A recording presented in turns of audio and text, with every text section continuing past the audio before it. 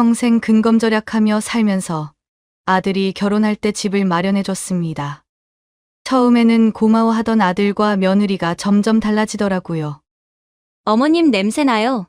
오래된 집 냄새라고 해야 하나? 그 말을 듣는 순간 가슴이 쿵 내려앉았어요. 하지만 더 충격적인 장면을 목격했어요. 매번 이런 거 갖다 주시면 어쩌라는 거야. 며느리 서연이가 제가 새벽부터 정성껏 만든 갈비찜과 반찬들을 통째로 쓰레기통에 버리고 있더라고요. 하지만 그게 끝이 아니었죠. 엄마, 이제 자주 안 오셔도 돼요. 아들마저 저를 밀어내기 시작했거든요. 그동안 참고 참았던 제가 마침내 결심을 굳혔습니다. 이제는 누가 진짜 주인인지 보여줄 때가 온 거죠. 이야기 시작 전 무료로 가능한 구독과 좋아요 부탁드려요. 여러분의 작은 관심 하나하나가 제게 큰 힘이 됩니다. 지금 바로 시작합니다. 저는 박영희입니다. 올해 68인데 평생 근검절약하며 살아왔죠. 남편 철수와 저는 젊은 시절부터 한 푼, 두 푼 모아가며 미래를 준비했어요. 그 시절엔 정말 힘들었습니다. 하루 세 끼 먹기도 빠듯한 살림에 아이 키우고 시집살이하며 버텨냈거든요. 그런데 저희가 가장 신경 쓴 건 아들 정수의 미래였어요. 이 아이만큼은 부모보다 나은 삶을 살게 해주고 싶었거든요. 그래서 철수와 저는 밤낮 없이 일했습니다. 철수는 공장에서, 저는 남의 집 청소며 빨래며 닥치는 대로 일했죠. 그렇게 10여 년을 버티다 보니 어느새 목돈이 모였어요. 그때 저희는 중요한 결정을 내렸습니다. 아들이 결혼하면 살 집을 미리 마련해두자는 거였어요. 서초동에 괜찮은 아파트가 나왔는데 가격이 만만치 않았죠. 하지만 저희 전 재산을 털어서 샀어요. 집을 사고 나니 정말 뿌듯했습니다. 아들이 결혼해서 신혼집 걱정 안 하고 살 수 있겠구나 싶어서요. 물론 명의는 저희 부부로 해뒀어요. 나중에 상속받을 거니까 상관없다고 생각했거든요. 정수가 서연이와 결혼 발표를 했을 때 저는 정말 기뻤어요. 며느리가 될 서연이는 대학도 나오고 회사도 다니는 똑똑한 아가씨였거든요. 첫인상도 단정하고 예의 바른 게 우리 아들한테 과분할 정도라고 생각했죠. 결혼식 날, 저는 서연이한테 집 열쇠를 건넸어요. 그때 서연이가 눈물을 글썽이며 말하더라고요. 어머님 정말 감사합니다. 이렇게 좋은 집까지 준비해 주시다니 평생 은혜 못 잊겠어요라고요. 그 말을 들으니 정말 가슴이 뿌듯했습니다. 신혼 초기만 해도 아들 부부는 정말 자주 안부를 물어봤어요. 주말마다 인사드리러 오고 명절엔 일찍부터 와서 도와주고요. 서연이는 항상 공손하게 인사했고 시집 온 지 얼마 안 됐는데도 집안일을 척척 해내더라고요. 저는 그때가 제일 행복했던 것 같아요. 아들도 좋은 아내 만나 잘 살고 며느리도 착하고 손주까지 생기면 얼마나 좋을까 생각했거든요. 철수도 그때는 웃음이 많아졌어요. 우리가 고생한 보람이 있다며 흐뭇해했죠. 그런데 시간이 지나면서 뭔가 달라지기 시작했어요. 처음엔 저도 모르게 지나쳤는데 돌이켜보니 그때부터 조금씩 변화의 조짐이 보였던 것 같아요. 서연이의 목소리 톤이 조금씩 달라지고 아들도 예전만큼 자주 연락하지 않게 되고요. 하지만 그땐 새로운 환경에 적응하느라 바쁠 거라고 생각했어요. 젊은 부부가 자립해가는 과정이니까 당연한 거라고 여겼죠. 제가 너무 성급하게 생각하는 건 아닌가 싶어서 일부러 더 조심스럽게 굴었거든요. 결혼한 지 1년쯤 지났을 때였어요. 서연이가 임신 소식을 알려왔을 때 저는 정말 하늘을 날 듯 기뻤습니다. 드디어 손주를 볼 수 있다는 생각에 밤잠을 못 이룰 정도였죠. 철수도 마찬가지였어요. 매일 태교에 좋다는 음식들을 찾아보며 며느리 챙길 생각만 했거든요.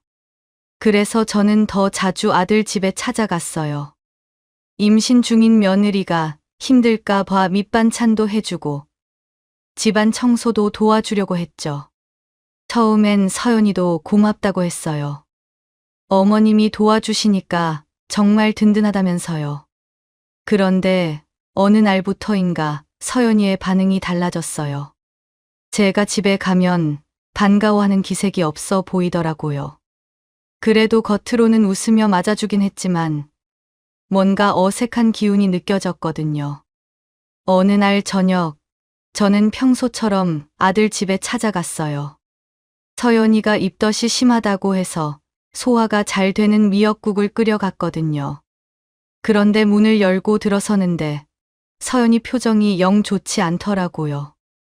그때 서연이가 조심스럽게 말을 꺼냈어요. 어머님, 사실 말씀드릴 게 있는데요라면서요.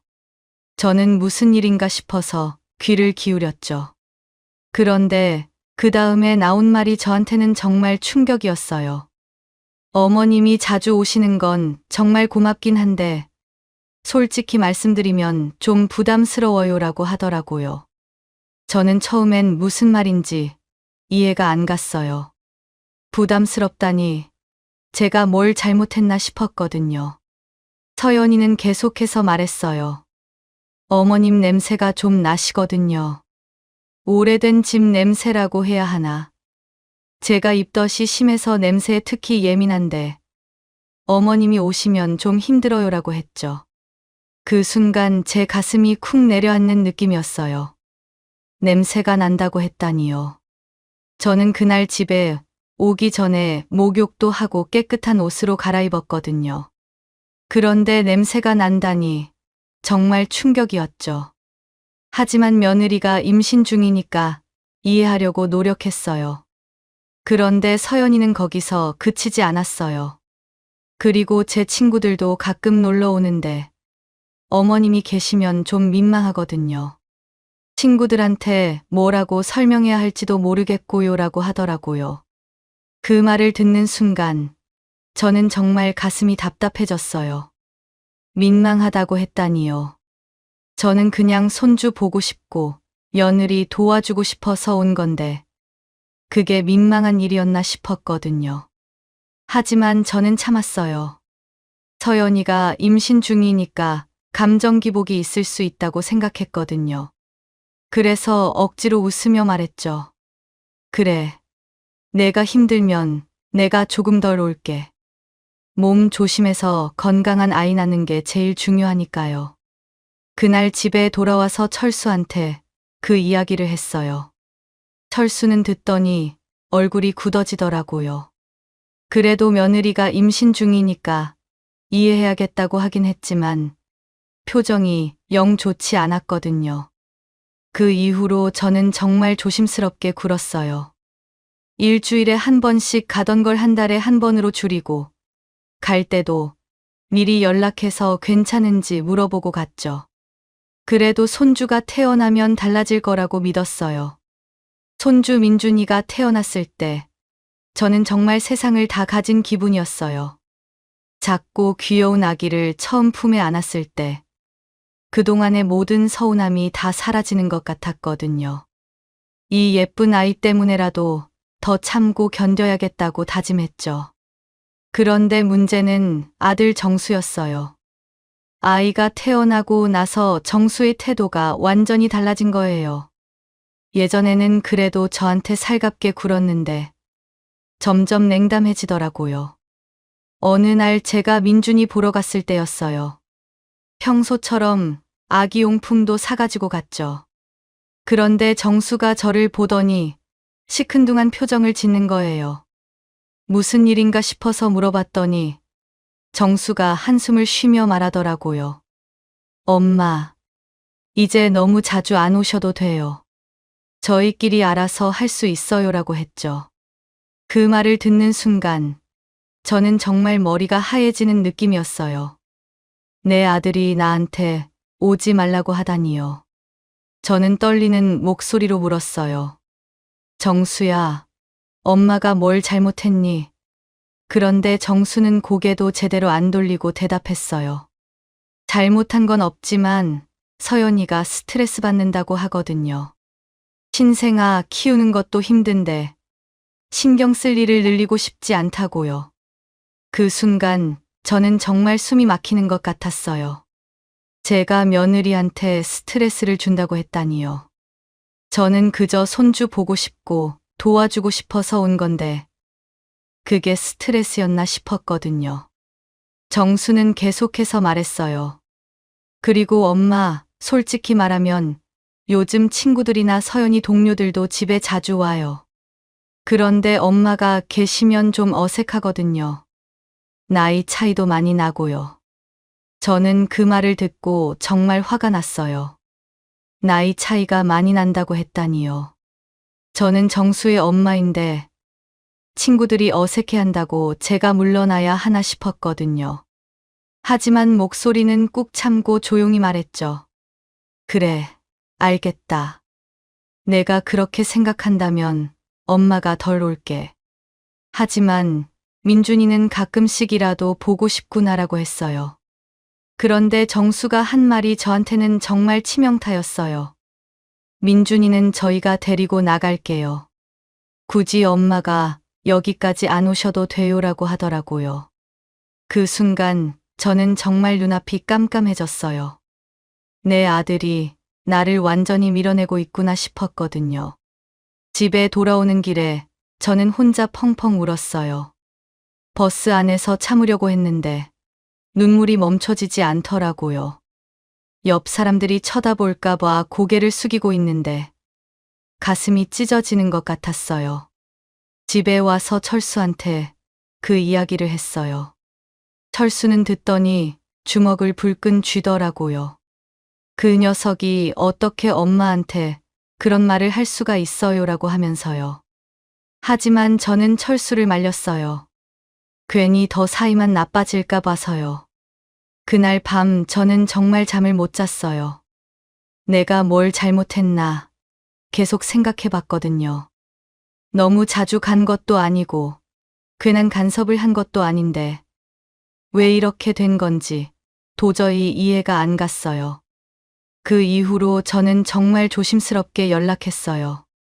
한 달에 한 번도 부담스러울까봐 2달에 한 번씩만 안부 전화를 드렸죠. 그래도 손주는 보고 싶어서 가끔 공원에서 만나자고 했어요. 하지만 그마저도 부담스러워하는 기색이 역력했거든요.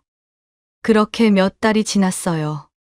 저는 나름대로 거리를 두려고 노력했지만 그래도 손주 생각은 어쩔 수 없더라고요. 민준이가 이제 걸음마를 시작할 나이가 되었는데 그 모습을 직접 보고 싶었거든요.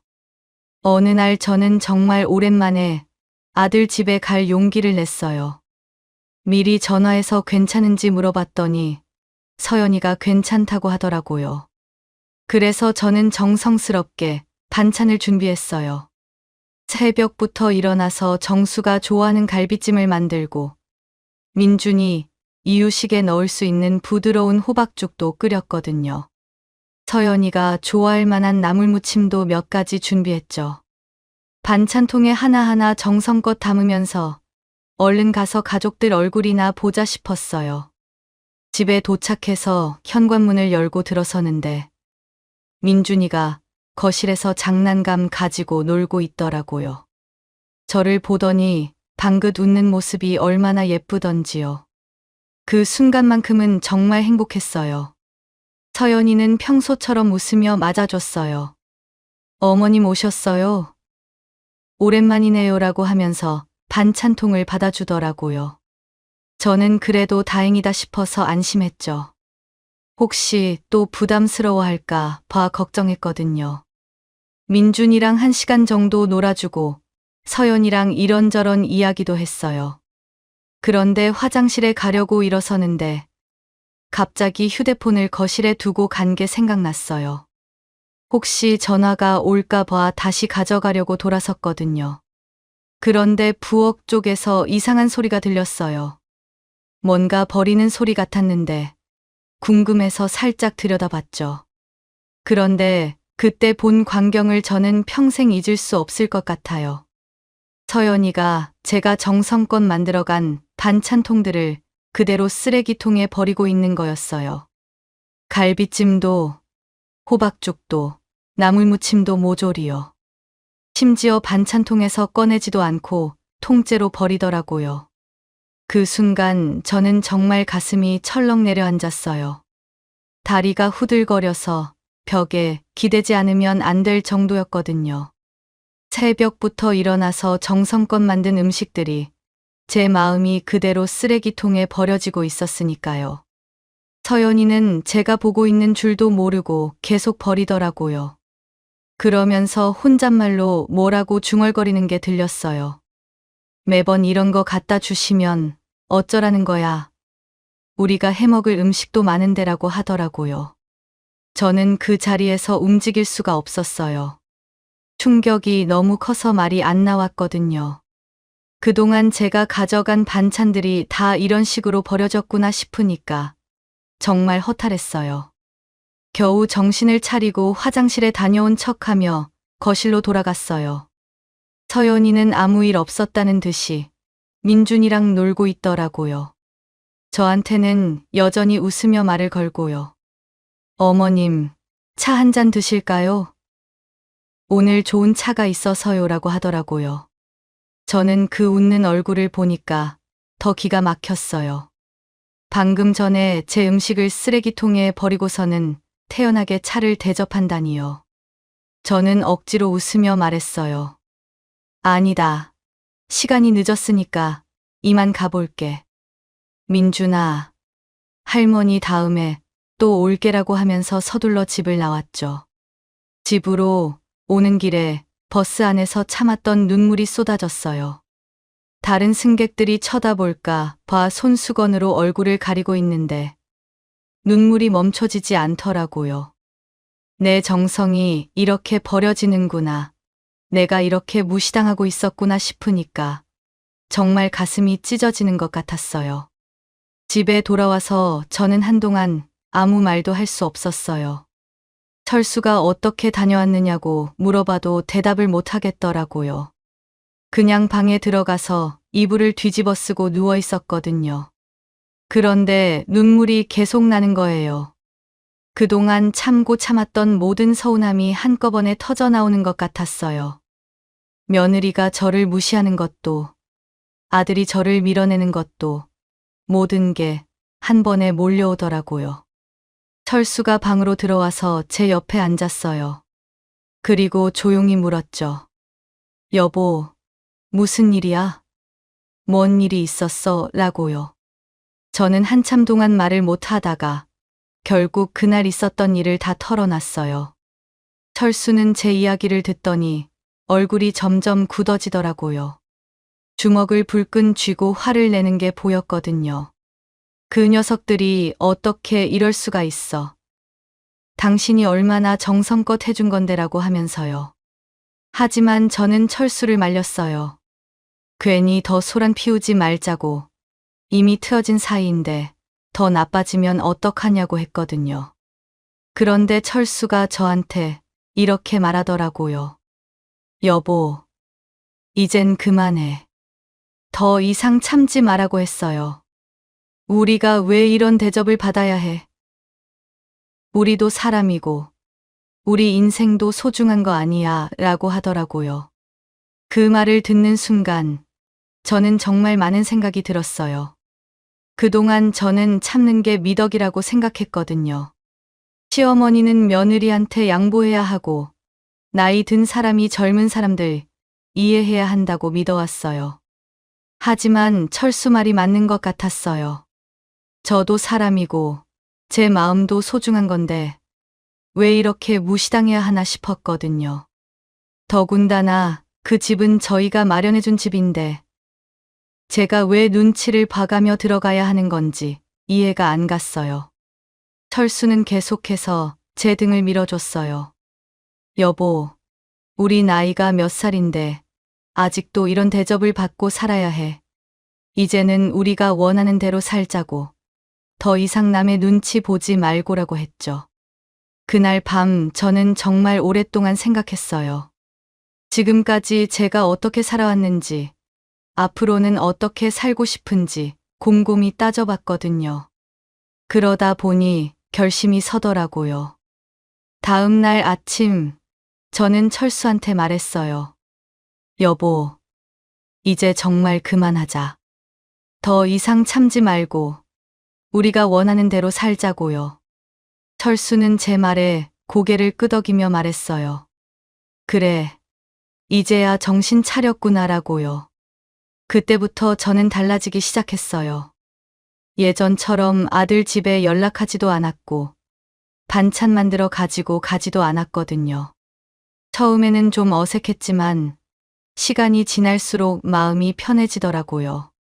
한 달 정도 지났을 때, 정수한테서 연락이 왔어요. 엄마, 요즘 왜 연락도 안 해? 혹시 어디 아픈 데라도 있어? 라고 하더라고요. 저는 그냥 바빠서 그렇다고 대답했죠. 더 이상 설명할 필요도 없을 것 같았거든요. 서연이도 가끔 문자를 보내더라고요. 어머님, 요즘 어떻게 지내세요? 민준이가 할머니 찾는다고 하면서요. 하지만 저는 간단하게 답장만 했어요. 예전처럼 달려가고 싶은 마음은 없었거든요. 그러면서 저는 제 인생에 대해서도 다시 생각해 보게 됐어요.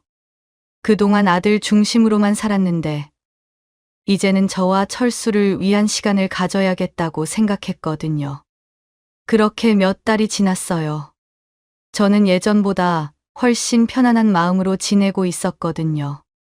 아들 걱정, 며느리 눈치 볼 필요 없이 철수와 둘이서 조용히 살다 보니 오히려 행복했어요.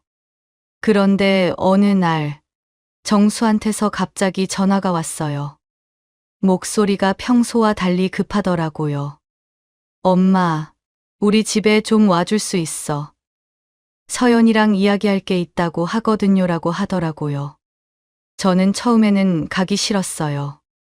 또 무슨 일로 저를 부르는 건지 짐작이 갔거든요. 하지만 아들이 간절하게 부탁하니까 거절할 수도 없었죠. 그래서 철수랑 함께 아들 집으로 갔어요. 집에 도착하니까 정수와 서연이가 거실에 앉아 있더라고요. 그런데 분위기가 심상치 않았어요. 둘 다 표정이 굳어 있고 뭔가 긴장한 기색이 역력했거든요. 저희가 앉자마자 정수가 말을 꺼냈어요. 엄마, 사실 우리한테 좀 급한 일이 생겼어. 회사에서 해외 발령이 나왔는데 집을 정리해야 할 것 같거든요라고 하더라고요. 저는 그 말을 듣고 좀 의아했어요. 해외 발령이라니 갑자기 무슨 소리인가 싶었거든요. 그런데 서연이가 끼어들어서 말하더라고요. 어머님, 솔직히 말씀드리면 저희가 이 집을 팔려고 해요라고요. 그 순간 저는 정말 깜짝 놀랐어요. 집을 팔다니요. 그런데 그게 끝이 아니었어요. 정수가 계속해서 말했거든요. 그래서 엄마, 집 명의를 우리한테 넘겨주실 수 있을까요? 그래야 저희가 처리할 수 있거든요라고요. 저는 그 말을 듣고 어이가 없었어요. 집 명의를 넘기라고 했다니요.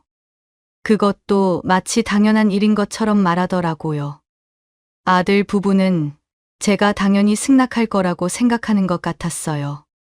하지만 저는 이미 마음의 준비가 돼 있었거든요. 그동안 당한 모든 일들을 생각하니까 더 이상 참을 이유가 없다는 생각이 들었어요. 그래서 조용히 말했죠. 정수야, 엄마가 너한테 물어볼 게 있는데 너는 이 집이 누구 명의인지 알고 있지? 라고 했어요. 정수는 당연히 엄마 명의조라고 대답했거든요. 그럼 이 집의 진짜 주인이 누구인지도 알겠네? 라고 다시 물었어요. 그때 정수와 서연이 얼굴이 조금씩 굳어지는 게 보였어요. 저는 계속해서 말했죠. 그런데 너희는 지금까지 이 집에서 어떻게 행동했니? 진짜 주인을 어떻게 대했는지 생각해 봤어? 라고요. 서연이가 그제야 눈치를 챈 것 같더라고요. 어머님, 그게 무슨 말씀이세요? 라고 물어보더라고요. 저는 더 이상 돌려서 말할 필요가 없다고 생각했어요.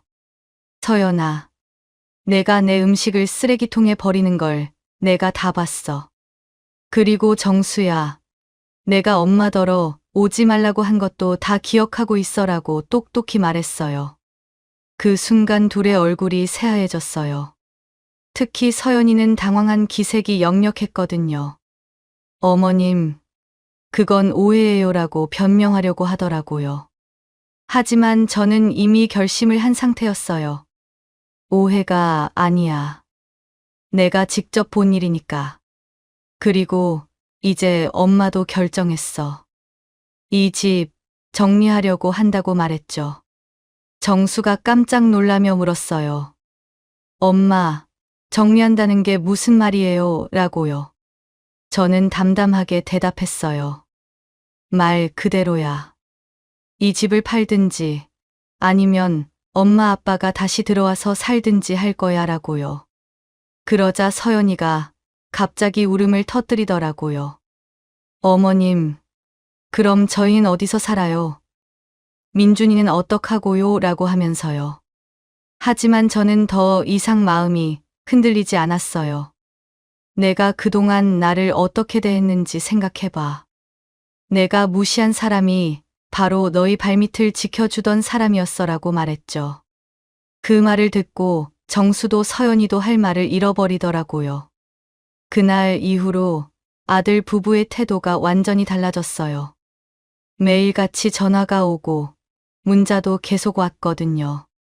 처음에는 정수가 전화해서 엄마, 너무 성급하게 결정하지 말고 다시 생각해봐라고 하더라고요. 하지만 저는 이미 마음을 굳혔어요. 그동안 참았던 모든 것들이 한꺼번에 터져 나온 상황에서 다시 예전으로 돌아갈 수는 없었거든요. 철수도 저를 지지해줬어요. 이제 와서 후회해도 늦었다고. 그동안 우리를 어떻게 대했는지 생각해보라고 하더라고요. 일주일쯤 지났을 때 서연이가 혼자 저희 집으로 찾아왔어요. 평소에는 저희 집에 오는 것도 싫어했는데 그날은 정말 초췌한 모습으로 왔더라고요. 눈이 빨갛게 부어있는 걸 보니 많이 울었나 보더라고요. 어머님, 저 때문에 이렇게 된 거 맞죠? 라고 하면서 눈물을 글썽이더라고요. 저는 차라도 한 잔 대접하려고 했는데 서연이가 무릎을 꿇더라고요. 그 모습을 보니 조금 당황스럽긴 했어요. 어머님, 제가 정말 잘못했어요. 그동안 제가 얼마나 철없이 굴었는지 이제야 깨달았어요라고 하면서 펑펑 울더라고요. 어머님이 해주신 모든 일들, 저는 당연한 줄로만 알았어요. 저는 서연이가 우는 모습을 보니까 마음이 좀 복잡해졌어요. 그래도 아들의 아내이고 민준이 엄마인데 이렇게 무릎 꿇고 있으니까 측은한 마음이 들더라고요. 하지만 한편으로는 이제 와서 후회해도 늦었다는 생각도 들었거든요. 서연이는 계속해서 말했어요. 제가 어머님 음식을 버린 것도, 냄새 난다고 한 것도, 모든 게 제 잘못이에요. 어머님을 무시한 저를 용서해주세요라고 하더라고요. 그런데 저는 서연이한테 이렇게 말했어요. 서연아, 내가 지금 이렇게 무릎 꿇고 있는 이유가 뭔지 알아. 정말로 미안해서 그런 거야. 아니면 집 때문에 그런 거야 라고요. 서연이가 그 말을 듣고 잠깐 멈췄어요. 그리고 솔직하게 대답하더라고요. 처음에는 집 때문이었어요. 하지만 지금은 정말로 미안해요. 어머님이 얼마나 좋은 분인지 이제야 알겠어요라고요. 저는 그 말을 듣고 한숨을 쉬었어요. 내가 진심으로 미안하다는 건 알겠어. 하지만 그동안 상처받은 마음이 하루아침에 나아지는 건 아니야 라고 말했죠. 서연이는 더욱 절실하게 매달렸어요. 어머님, 기회를 한 번만 더 주세요. 제가 정말 달라질게요. 앞으로는 어머님을 친엄마처럼 모실게요라고 하면서 눈물을 뚝뚝 흘리더라고요. 하지만 저는 마음을 바꿀 생각이 없었어요. 서연아, 친엄마처럼 모시겠다고 했지만 내가 친엄마한테도 이런 식으로 했을까? 음식을 쓰레기통에 버리고 냄새 난다고 했을까라고 물었어요. 서연이는 그 말을 듣고 아무 대답도 못 하더라고요. 아마 자기도 그런 적이 없다는 걸 알고 있었을 거예요. 저는 계속해서 말했죠. 사람을 무시하는 건 습관이야. 지금은 미안하다고 하지만 시간이 지나면 또 똑같아질 거라고요. 그때 철수가 나타났어요. 서연이한테 똑똑히 말하더라고요. 우리가 왜 이런 결정을 내렸는지 생각해봐. 그동안 우리를 얼마나 무시했는데 이제 와서 후회한다고 되는 줄 알아 라고요. 서연이는 결국 포기하고 돌아갔어요. 하지만 그 이후로도 계속 연락이 왔거든요. 정수도 매일 전화해서 사정하고 서연이도 문자로 용서해달라고 빌었어요. 심지어 민준이까지 데리고 와서 할머니 보고 싶다고 울게 만들더라고요. 그 모습을 보니까 정말 마음이 아팠어요. 손주에게는 죄가 없는데 어른들 때문에 이런 일이 벌어지니까요. 하지만 저는 흔들리지 않으려고 했어요. 지금 여기서 다시 넘어가면 똑같은 일이 반복될 거라는 걸 알고 있었거든요.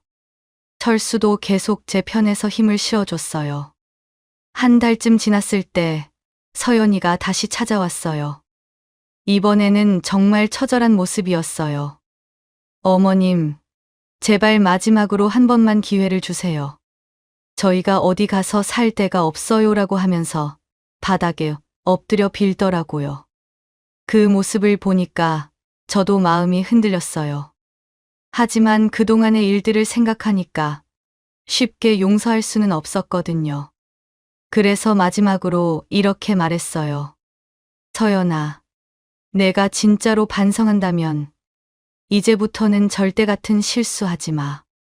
하지만 우리 결정은 바뀌지 않아라고요. 결국 저희는 계획대로 집을 정리했어요. 아들 부부에게 한 달의 시간을 줬죠. 그 기간 동안 새로운 거처를 마련하라고 했거든요. 처음에는 정말 억지를 부리더라고요. 이럴 수는 없다. 말이 안 된다면서요. 하지만 저는 단호했어요.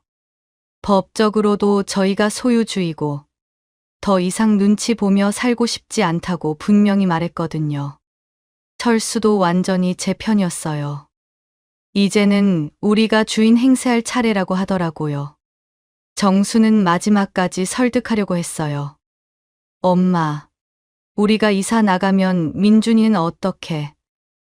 할머니, 할아버지 못 보게 될 텐데라고 하면서 감정에 호소했거든요.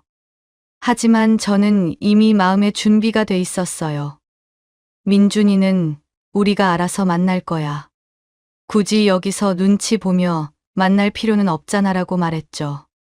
그리고 솔직히 말하면 그동안 민준이 보러 갈 때마다 받은 스트레스를 생각하니까 오히려 홀가분한 마음이 들었어요. 한 달 후, 아들 부부는 정말로 이사를 갔어요. 작은 원룸으로 이사했다더라고요. 서연이는 마지막까지 눈물을 흘리며 용서해달라고 했지만 저는 더 이상 마음이 움직이지 않았어요. 그 이후로 저희는 그 집에서 살기 시작했어요. 처음에는 좀 어색했어요. 그동안 아들 부부 집이라고 생각했던 곳에서 저희가 주인으로 산다는 게 신기하더라고요. 하지만 시간이 지나니까 정말 편해졌어요. 예전에는 아들 부부 눈치를 보느라 마음 편히 쉴 수가 없었거든요. 그런데 이제는 저희 마음대로 살 수 있으니까 얼마나 좋은지 몰라요. 철수도 완전히 달라졌어요. 표정이 밝아지고 웃음도 많아졌거든요. 처음 한 달 정도는 정수한테서 연락이 자주 왔어요. 그래도 가족인데 이럴 수는 없다. 다시 생각해달라고 하더라고요. 하지만 저는 단호하게 말했어요. 이미 끝난 일이라고, 더 이상 이야기할 게 없다고요. 서연이도 가끔 문자를 보내더라고요. 어머님, 정말 잘못했다고, 기회를 달라고 계속 빌었거든요. 하지만 저는 답장도 하지 않았어요. 이미 충분히 기회를 줬는데 그때 소중히 여기지 않았잖아요. 그렇게 몇 달이 지나니까 연락도 뜸해졌어요. 아마 포기한 것 같더라고요. 대신 민준이는 한 달에 한 번씩 데리고 와서 만나게 해줘요. 처음에는 어색했지만 이제는 그것도 괜찮아요. 오히려 예전보다 더 편하게 손주를 볼 수 있게 됐어요. 서연이 눈치 보지 않아도 되고 민준이랑 실컷 놀아줄 수 있거든요. 정수도 예전보다는 조심스럽게 행동해요. 아무래도 잘못했다는 걸 알고 있으니까요. 지금 저는 정말 행복해요. 그동안 참고 살았던 시간들이 아깝긴 하지만 늦게라도 제 인생을 되찾은 것 같아서 뿌듯해요. 철수와 둘이서 조용히 살면서 가끔 민준이도 보고 이런 게 진짜 행복이구나 싶어요. 요즘에는 취미 생활도 시작했어요. 동네 노인정에 나가서 친구들도 사귀고 가끔 여행도 다녀요. 예전에는 아들 부부 눈치 때문에 못했던 일들을 이제는 마음껏 할 수 있거든요. 어제는 정수가 전화해서 이렇게 말하더라고요. 엄마, 그동안 정말 죄송했어요. 이제야 엄마 마음을 이해할 것 같아요라고요. 저는 그 말을 듣고 조금 마음이 누그러졌어요. 하지만 예전으로 돌아갈 생각은 없어요. 이제는 제가 원하는 대로 살 거예요. 더 이상 누구 눈치 볼 일도 없고 무시당할 일도 없어요. 그동안 참고 참았던 시간들을 생각하면 억울하지만 지금이라도 깨달은 게 다행이라고 생각해요. 사람은 누구나 존중받을 권리가 있어요. 나이가 많다고 시어머니라고 무시당할 이유는 없거든요. 저는 이제 그걸 확실히 알았어요. 그리고 앞으로도 절대 그런 대접은 받지 않을 거예요. 마지막으로 하고 싶은 말이 있어요. 혹시 저처럼 참고 사시는 분들이 계시다면 너무 오래 참지 마세요. 내 인생도 소중한 거니까 당당하게 사시길 바라요. 저는 이제 정말 자유롭고 행복합니다. 지금까지 이야기 들어주셔서 감사합니다. 구독과 좋아요 부탁드려요. 여러분의 작은 관심 하나하나가 제게 큰 힘이 됩니다.